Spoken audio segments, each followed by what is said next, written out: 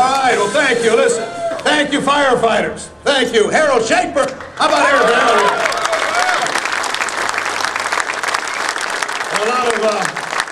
A lot of people to recognize here, and I begin with Harold, of course, and thank him immensely for his support and spending the time over the last several days to travel across the country and now to be here in Manchester to express his support and endorsement. So I begin by thanking Harold. I want to thank my folks from Connecticut as well here. Peter Carones, where's Peter? My state president's up here. Guys from Connecticut came out. I've developed a great friendship over the last number of years. Dave Lang. Dave, I thank you for my pal. Thank you, friend.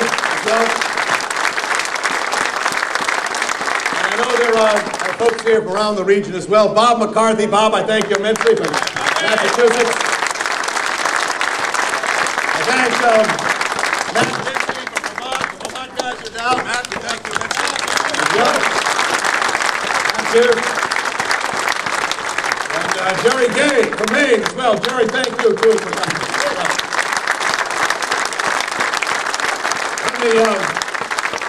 Let me also add my voice to Harold's here at the outset and say to all of you here, especially I know your own emotions and feelings with the loss of your two brothers, Cahill and Payne, Boston, the 7 others who were injured. Bob, we want you to know again from all of us, particularly here, that you, the families, friends, the brothers and sisters, firefighters, have our deepest sympathies and support. Anything we can possibly do to assist them and be supportive in these days, please tell them we're there for them.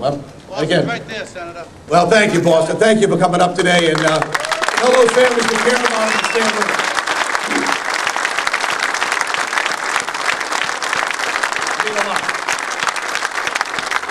Let me tell you how pleased and, of course, honored I am to have your support and the courage you're showing with standing with someone at this critical hour. And it's more than just an endorsement, and I know that. It's more than just a press conference. It's about coming together over shared values. I'm speaking to the choir here in a sense, but those of you gathered here and those that you represent throughout our New England region, across this great country, I'm not engaging in exaggeration when I tell you that most Americans think that firefighters are about the most respected group of public servants in America, and with good cause and good reason. You're leaders in your communities.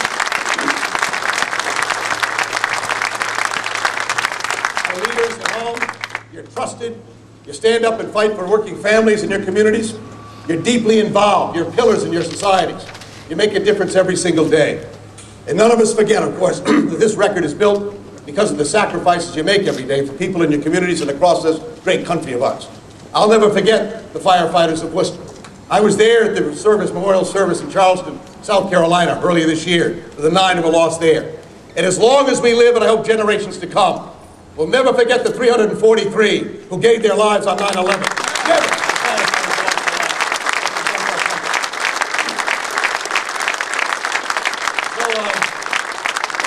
So I want you to know, to be associated with individuals and people who have this kind of reputation, have earned this kind of respect, is a great honor indeed.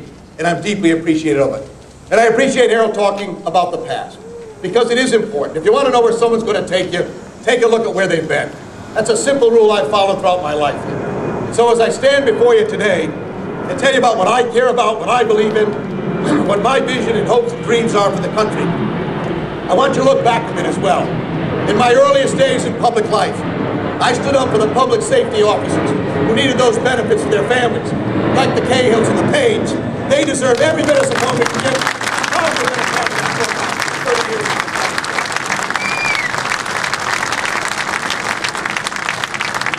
I'm proud as well to have worked with Harold and so many others to see to it that the fire grants have made a difference in our communities with the safer bill. But I said the other day about these things, you know, it'd be one thing if you're asking things for yourselves, but the fire grants and the safer bill aren't about you. They're about the people you try and serve every single day. That's what makes this job different. That's what makes it different. I'm fighting for them, and I love that.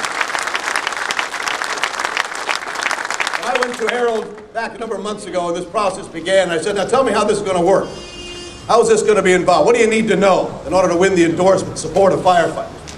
He said, Senator, I want you to know, we appreciate what you've done over the years. It means a lot to us here. But campaigns are about the future. He said, in firefighters, the leadership here owes a responsibility to the 281,000 members of our organization. And we owe it to the American public to give them our best judgment as to who can lead this country and get us back on our feet again. That's the criteria. It's about the future. And it's about the leadership qualities, the trust, the willingness to stand up and fight for people that'll determine who we support when it comes to this election. So they took that process forward, and every single one of us went out and spoke to your leadership, spoke to your membership all across this country, talking about our dreams, our hopes, our records, the things we cared about, what we wanted to see happen, to see our nation get back on its feet again, both at home and abroad. And to win the unanimous endorsement of this organization is something I will never forget. I appreciate it immensely. Thank you.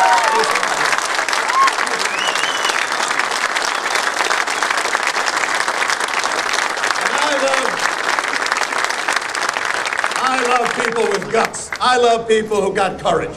They didn't sit around and say, who's ahead in the polls? Who do we think might win this race?